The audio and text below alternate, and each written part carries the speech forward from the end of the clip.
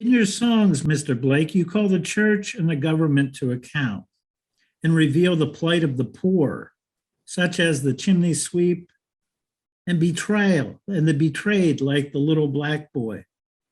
At the same time, however, you seem to condemn the institutions of charity. Is this not a contradiction? Well, such institutions are built on the belief that God created rich and poor, master and servant. A damnable lie. In my London, because of such a falsehood, as I say, in the human image, the souls of men are bought and sold. The charity houses, if you'll forgive me, quoting from my poem, The Four Zoas, compel the poor to live upon a crust of bread by soft, mild arts. Smile when they frown, frown when they smile. When a man looks pale with labor and abstinence, say, he looks healthy and happy. And when his children sicken, let them die, saying, there are enough born, even too many, and our earth will be overrun. Well, why, when it was so unpopular and even dangerous, did you support the American Revolution? Even writing America, a prophecy in praise of it.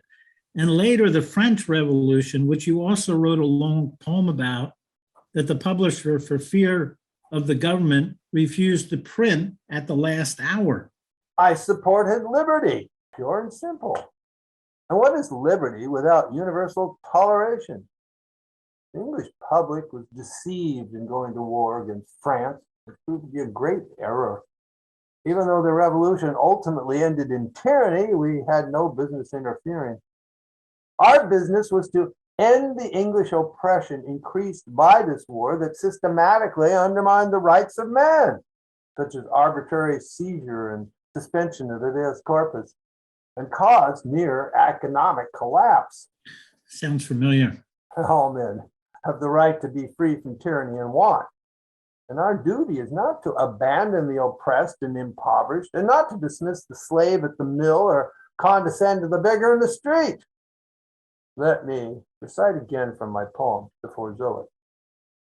Let the slave grinding at the mill run out into the field. Let him look up into the heavens and laugh in the bright air. And let his wife and children return from the oppressor's scourge. It is an easy thing to triumph in the summer's sun, and in the vantage, and to sing on the wagon loaded with corn. It is an easy thing to talk of patience to the afflicted, to speak the laws of prudence to the horseless wanderer.